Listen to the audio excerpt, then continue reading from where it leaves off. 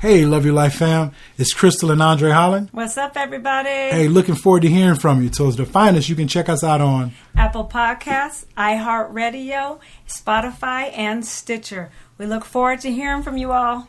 Yeah, we came a long way, and that's what the song say. And I can do all things. I can do all things. Yeah, I can do all things. Yeah, hey, Love Your Life family. Welcome back to another Loving Your Life podcast. It's your sis, Crystal. What's going on, family? It's your brother, Andre. We're excited to be with you today. Yes, we are back at you with another discussion about loving your life. What's going on, baby? Girl, it is blazing. So, obviously, for those who may not know, Arizona is 116 degrees yesterday. I believe it's scheduled to be 114 degrees today, so it's extremely hot. Obviously, that is critical to stay hydrated. So, we're being intentional, staying hydrated, making sure we get up, exercise early in the morning. Yes. For me, baby, in the midst of this heat, though, it's been pretty cool as far as the exercise, working out early, late in the evening.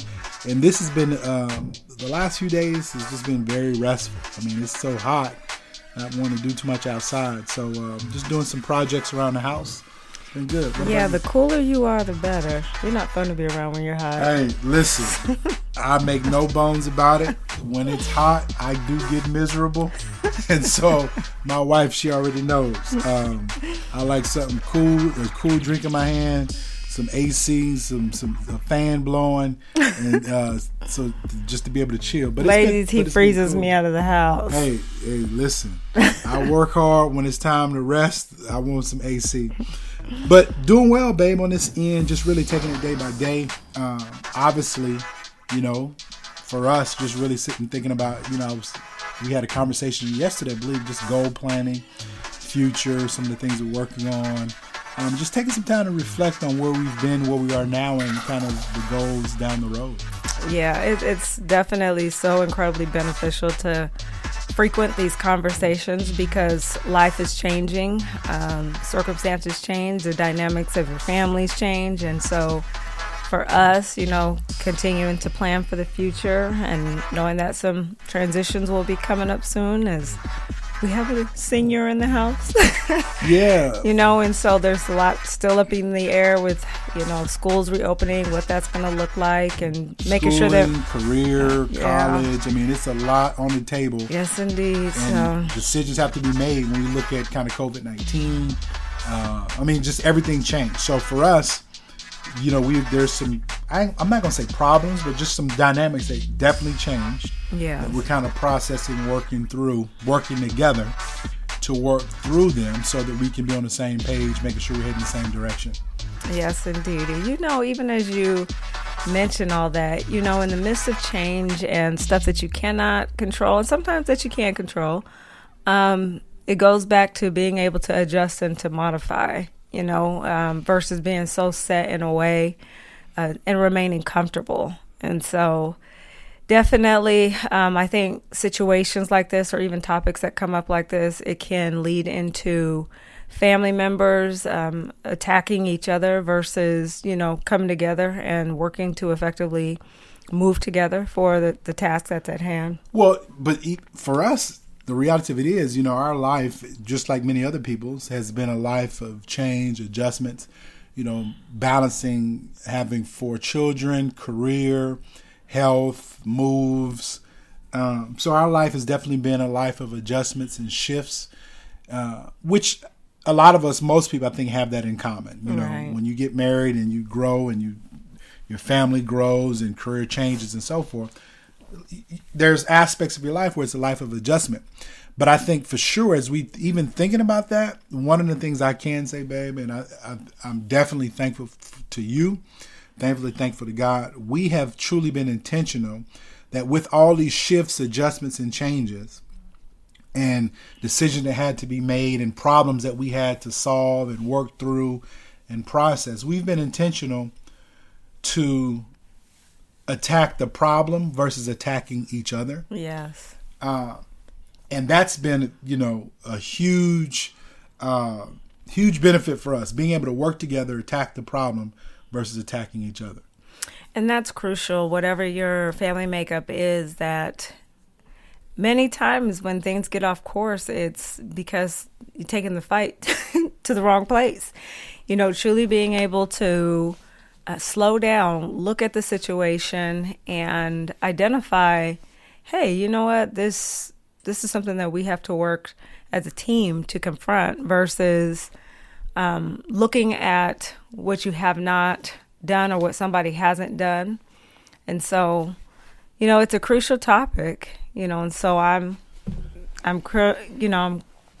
man, it's just a lot, as I sit and think about it. Well, so listen, even as we discuss this though, babe, and one of the things that even as I sit and think about the many people that we've coached over the years, mentored, ministered to over the years, a common theme that I can definitely say that not all, but a lot of people struggle with is not coming together during times of adversity or times of problems. Mm-hmm. And allowing the problem to draw a wedge between their relationship or to create stress to the point where they're going their separate ways versus standing together and attacking the problem. And so I think this is very important, even as we look at all the adjustments that are going on in the world. Listen, whether it be career change, job, no job, unemployment, I'm not making light of that, but I want to say this, that at the end of the day, your family unit is much better prepared to make it out on top when you work together versus when you're at each other's throats.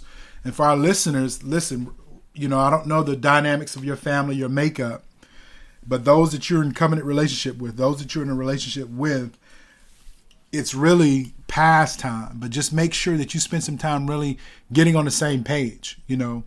As life coaches, we're here to help people who are in need. We have licensed counselors we work with as well. So there's ignorance is no excuse. Mm-hmm. There are people that can assist you, not tell you what to do, but assist you. And so I want to stress this, one of the things I can really think about, if you just look at COVID-19 and all the different changes that COVID-19 brought in, how it's affected careers and families. And then you deal with even, a lot of the protests and so forth. There's so much going on. And a lot of these things can be sources of conflict, sources of problems within that family unit. And my desire is that people will work together to overcome these areas of problems and situations versus attacking each other. And so I want to encourage all of our listeners, listen, find that space, that time to get together and get on the same team and spend your energy attacking the problem versus allowing that problem to cause problems in your relationships. One of the crucial things is whatever that dynamic looks like for you, if it's within your marriage, as parenting, on your job, identifying what is the common goal that all of you have in common. Mm-hmm. And then when you come to the table to address the issue, one of the major ways to keep from going down these rat holes of arguing is to keep your opinions out of it. Look at the facts. And when you get off track, being able to be okay with somebody reeling you back in. Case in point, if you're having a disagreement about something and all of a sudden I start spewing my opinion about it, and now I'm using language that's attacking my husband versus, okay, this was the goal. So right. How do we end up over here? And a lot of times when stuff like that happens, it's because you've suppressed some things that you should have talked about. And so when you finally come to the table and you start talking about one thing, then 5 other things that happened 2 months ago, 6 months ago start coming. And then now you're in a full-blown argument and nothing was accomplished. Nothing was resolved. And so being able to address things immediately, I'm not saying if something happened, it has to happen in 24 hours. That's conditional. Depends on what it is and level of importance. But if it's important to the parties involved, making time so that they know that it's important to you, that their voice is heard and that you do care what they have to share. But one of the major contributions to arguments and attacking where the attack goes to each other is you get away from the common goal. What is it that we are trying to attack so that you don't go after each other? It's just crucial because you cannot erase stuff that's said in anger. You can apologize for it, but then there comes the work of repairing what you've now said out of frustration because you got into your opinion and started attacking one another. So what would you say, just thinking about this from your lens and experience, and even as we've, coached a lot of people, ministered to a lot of people, just, part of who we are, part of, our call, our ministry, in variety of capacities. What are some common reasons why you would say people at times have a tendency to attack one another versus a problem? Not feeling heard. Also, because they don't talk about it, and then it's like that boiling water. It starts out with a small bubble, and because you don't talk about stuff, it sits there and it continues to build and build and build, and so then you blow up. Mm-hmm. And so just waiting too long. Also not the space not being created for you to feel safe to really speak your heart and mind.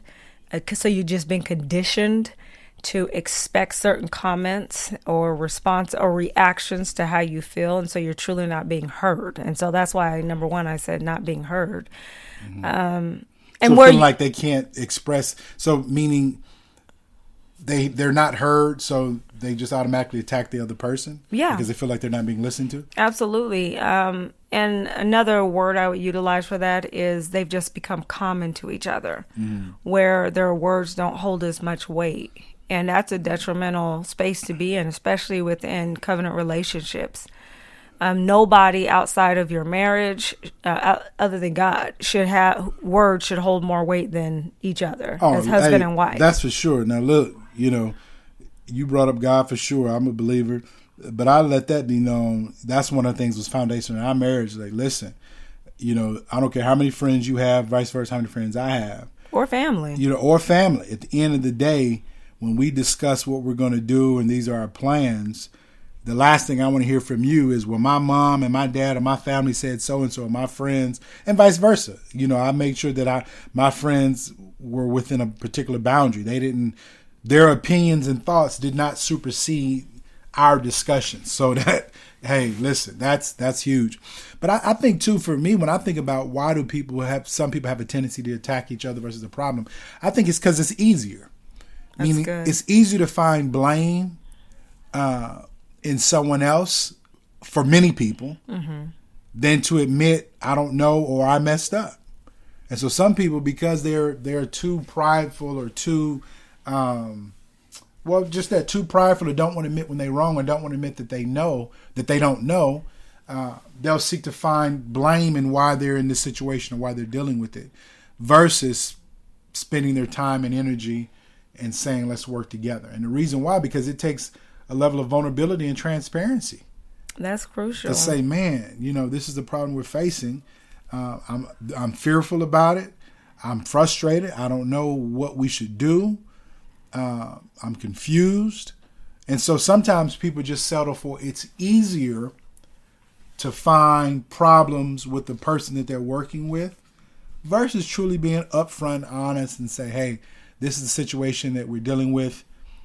I'm a part of this problem as well as you, meaning we are part of why we're in this place. And that doesn't mean that every time there's a problem, people created that problem. However, we do have an innate ability to be problem solvers if we focus on the problem at hand. So back to my point is I just think that some people, they find it easier to attack other people versus the problem. It's more comfortable. It's easier to find blame in someone else. And so some people choose that approach. Yeah. Another one I would say is self-centeredness. What do you mean by that when you say self-centeredness? Only seeing things from your lens. Okay. And lack of empathy. I remember early in our marriage, and we had 2 children at the time, and a lot was going on, at school, continuing education, young babies, and working full time on both ends. We had a intense schedule, and so I'll never forget one time I was sitting in our room, and I was like, he hasn't taken me on a date for a minute, right? I was a little dusty, babe. So a little dusty. Okay. I was sitting there, but what I had to do was I was like, okay, step back out of myself. Okay, this is how you get out of self-centeredness. And I began to look at all that he was doing. And so I wanted to address the issue, like, we need to do something. But I didn't want to attack him because as hard as he was working, he was doing it for us. And so it was hilarious. So I approached it in a more comical way, and I sent him an email. You sent me an email. Okay. I told him that. I was like, hey, baby, you a little dusty on a date night. Right? And he didn't respond or anything. But when he came home and I'm cooking dinner and he snuck up behind me and whispered in my ear, so brother, a little dusty, huh? And we were able to truly address the issue and then plan a date. Because here's the thing. If I would have bit his head off, why would he want to take me out on a date after that? Well, and the thing about it is, too, I mean, just that point. Because at that, I remember that stretch or that season of our life. And it felt like it was just wave after wave, head down and just going, and come up for air and then go back down and get stuff done. But in my mind at that point in time, I was so focused on looking at, getting us out of debt, building a home for us, investing in career, education, just continually. And you were doing the same thing. And so much time and energy was spent on trying to build our future that the problem that was arising was a lack of time together away, just you and I. But that problem was birthed out of good intentions, meaning we were both working to better our lives. Right. And so we were sidetracked. I know I was sidetracked, and not from doing something wrong, doing good things, but sidetracked from some other things that needed to be addressed. And so I think the way you handled it, for sure, bring it up to my attention. And I shared that years ago. It's like, baby, if something's going on and you may think it's obvious, sometimes as a man, I get so focused on doing something or getting something done. I'm not intentionally neglecting some things. It's just sometimes I'm just so focused. And so I said, but just like it's my responsibility to bring things to your attention, it's your responsibility to bring stuff to my attention that I may be overlooking. That's a part of working together. Right. And so when you said that and how you said it, obviously prompted the conversation, but even prompted us to go, take a step back and, make sure that we didn't lose our time of intimacy, our time of just getting away one-on-one with one another in spite of career, raising kids, and so forth. So that's huge, but because of that, we were able to deal with the problem. And at that point in time, the problem was not making enough time for just us to get away. And so some people, they automatically think just because they're doing a good thing, that doesn't create problems. Right. We were doing great things, working, taking care of our children. At that point in time, we were doing a lot of life coaching, a lot of counseling, pastoral counseling, a lot of life coaching, a lot of, just a lot of things that we were doing, feeding the homeless, a lot of activities outside of our careers, outside of our college education. Right. But it got to the point where we became out of balance. And so being able to have that discussion, transparent conversation, it forced us to really look ourselves in the mirror and make some adjustments. So we put the energy on attacking the problem versus attacking each other. And that truly is just one aspect of how it's truly been beneficial in our life and our marriage. Even thinking about this, I think one of the hardest things that takes a toll on relationships is when there's conflict with children. That's a huge, huge one, whether it's in marriage, parenting as a single man, single woman, and the common goal being to create a healthy environment for the child or children, whatever that makeup looks like. And a lot of times it's so much easier to look at what somebody's done to hurt you, to anger you, and functioning out of that anger versus intentionally going to keeping it separate when it comes to dealing with the children. I know that is a common thing that we've done a lot of coaching and pastoral counseling on. It's a very painful process. But once you identify the goal and make the choice to keep opinions off of the table, it's been life-changing. And so that you create your own space to go and heal what you couldn't fix in the relationship, so that you are bringing balance and a healthy environment space for children. And then sometimes there's the issue of just children rebelling, and trying to figure out how to bring support and balance in your home. And then you still, all of a sudden, here's something or a situation that is throwing it off. And so again, it goes back to, what is the common goal? Being able to come together, have a conversation within your marriage, your relationships, so that you don't come at each other. And if something's hurting you or bothering you or angering you, being able to truly listen to each other without hearing everything that you're not doing right. And sometimes that's the case, and if that's you got to pull back and be able to truly, like, look, man, you're attacking the very person that your team. Well, but that brings up the point of, too, if you always find something that someone is doing wrong in some, versus being able to also point out the things they're doing right, that validation piece, because no one wants to hear only things they're doing wrong. Mm-hmm. Everyone wants to be encouraged and praised for the things they're doing right. And so I think that's a starting place, being able to identify what is working, what the people that you're in a relationship with, what are they doing right. That's a starting place for effective lines of communication. Pointing out the great aspects, right, versus always seeing the problem, or the majority of the time seeing the problem. And I know that's, for us, that was one of the areas that we had to work through. Not that I would see problems in you, but I was so focused on what more we have to do and what we haven't done. And you would bring balance and say, well, look at what all we have done. And I remember I used to get frustrated, man, I understand we've done this and that, but listen, this is some more mountains I'm trying to tackle. And so at times I know I was out of balance, just focusing on what other problems we had to address. Mm-hmm. And it got to the point where I was burning myself out because I was not allowing myself to celebrate some successes, which part of loving your life is a huge part. Loving your life is self-care, taking care of yourself, and being able to rest, being able to enjoy life, versus running yourself into the ground and can't even enjoy the things that you're building. Right. I think, too, another area where people truly, another reason why some people attack one another versus the problem, because of fear.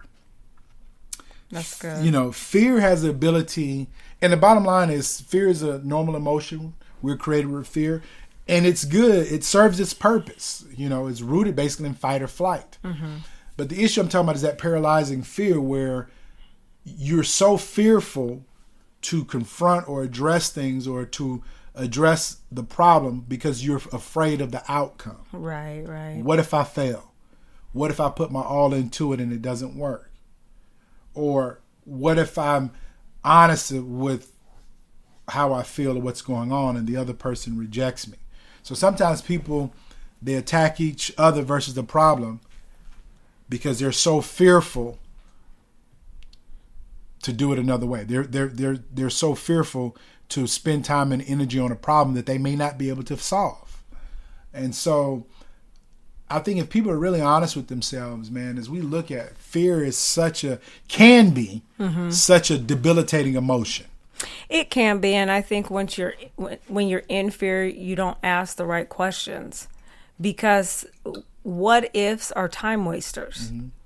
And so when you're in a circumstance and you truly do not know, or if you just have something that you're fearful of or you feel scared, being able to say it out loud. And I'm saying this because it empowers you, putting your vulnerability out there on the table. And yes, there will be people that don't care. That is part of life. And so that's something that I think that you need to accept, that everybody is not going to care what's affecting you directly. Period. And you can't control that. But that should not be the deciding factor on whether or not you speak your fears.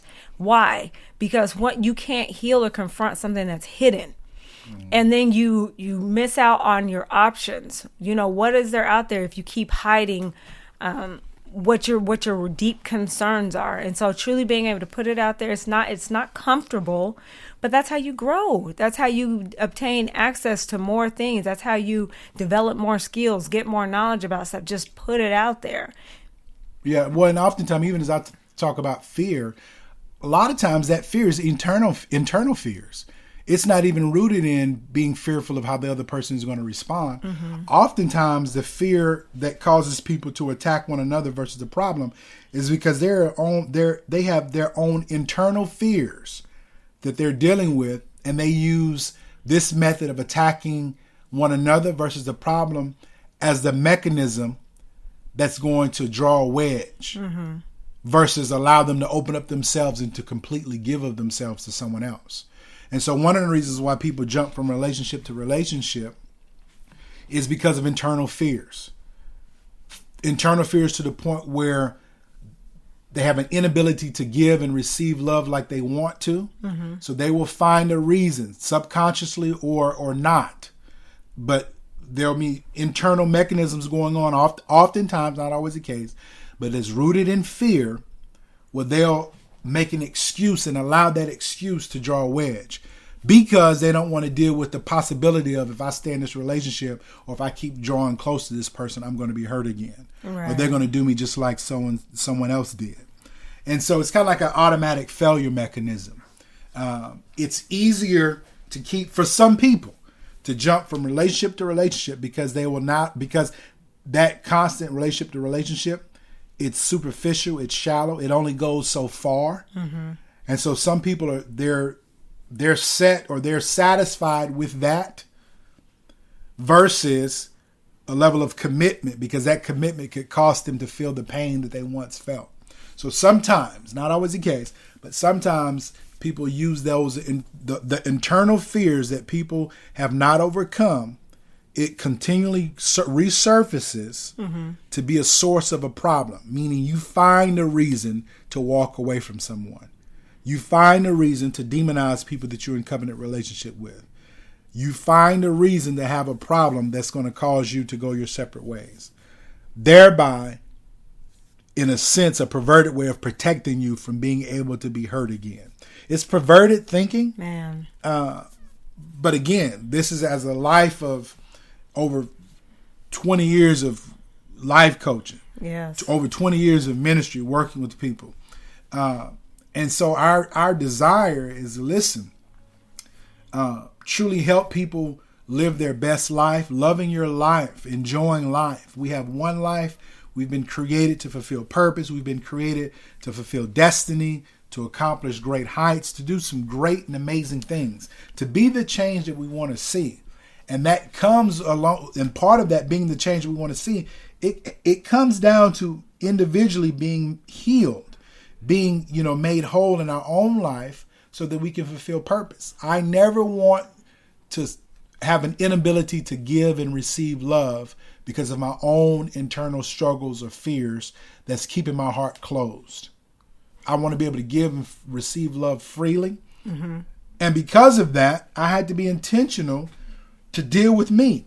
And so I would encourage, our listeners, if that's you, please reach out. Again, we know quite a few licensed counselors, that deal with all types of traumas. We've been life coaching for over 20 years from a pastoral lens, very real, raw, radical. This is a part of who we are.